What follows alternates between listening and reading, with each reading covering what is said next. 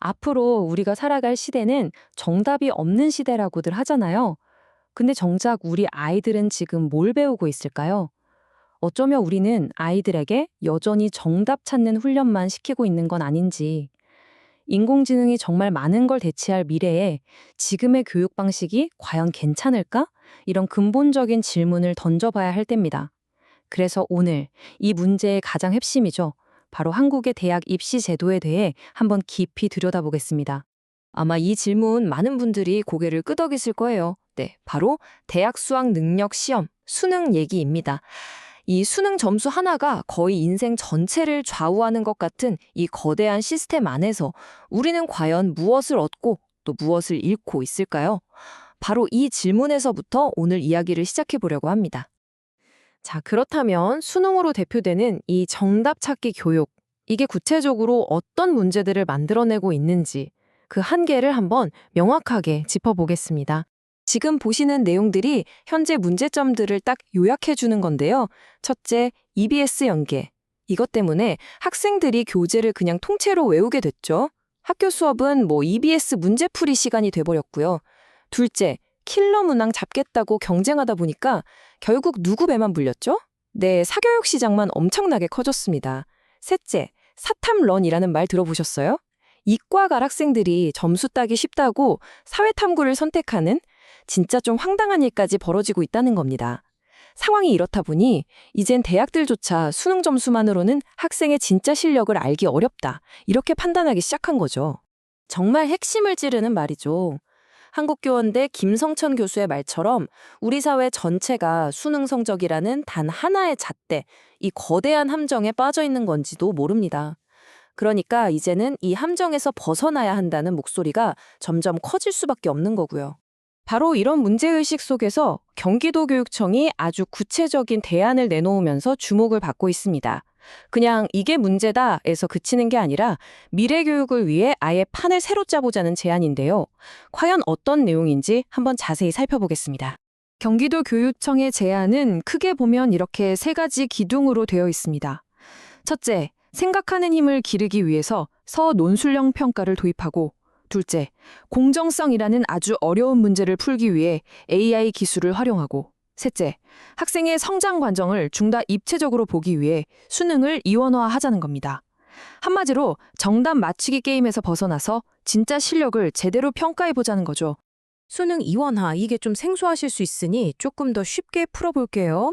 먼저 고등학교 2학년 때 수능 1을 보는 겁니다.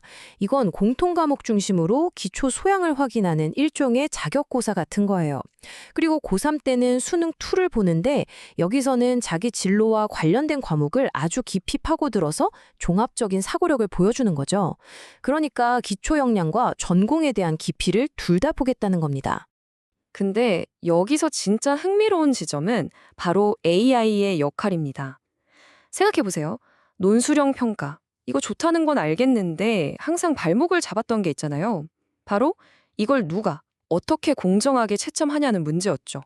그런데 AI가 바로 그 해결의 열쇠가 될 수 있다는 겁니다. 심지어 단순히 점수만 매기는 게 아니에요. 학생 한 명 한 명의 답안을 보고 논리 구조는 어떤지, 근거는 충분한지 이런 걸 다 분석해서 아주 상세한 피드백을 주는 거죠. 이렇게 되면 평가는 그냥 점수 매기고 끝나는 게 아니라 학생이 스스로 성장하는 또 하나의 학습 과정이 될 수 있는 겁니다. 경기도 교육청의 이런 제안이 그냥 하나의 아이디어로 끝나지 않을 거라고 보는 이유는요. 우리 사회가 이미 거스를 수 없는 거대한 변화의 시작점에 서 있기 때문입니다. 자, 이 숫자를 한번 보시죠. 28만 명. 이게 2040년이 되면 대학에 갈 수 있는 학생 수가 이 정도로 줄어든다는 예측입니다. 이게 뭘 의미할까요? 이제 대학이 가만히 앉아서 학생을 골라 뽑던 시대는 완전히 끝났다는 뜻입니다. 대학이 살아남으려면 스스로 좋은 인재를 찾아 적극적으로 움직여야만 하는 거죠. 교육의 패러다임 자체가 바뀔 수밖에 없는 환경이 만들어지고 있는 겁니다. 사실 이런 변화는 이미 시작됐습니다. 서울대가 2028학년도 입시부터 정시에서도 교과평가 비중을 40%까지 늘리는 걸 검토하고 있거든요. 이게 무슨 신호겠어요? 수능은 이제 기본 소양을 보는 정도로만 활용하고 고등학교 때 어떤 고민을 하면서 어떤 과목을 얼마나 깊이 있게 공부했는지를 직접 보겠다는 아주 명확한 신호인 거죠. 결국 교육의 패러다임이 바로 이렇게 바뀌고 있는 겁니다.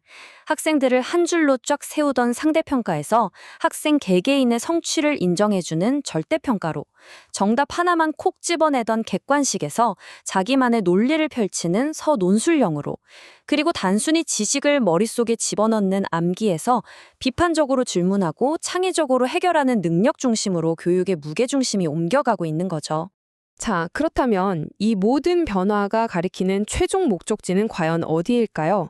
그건 바로 정답 너머에 있는 미래 인재를 길러내는 것입니다.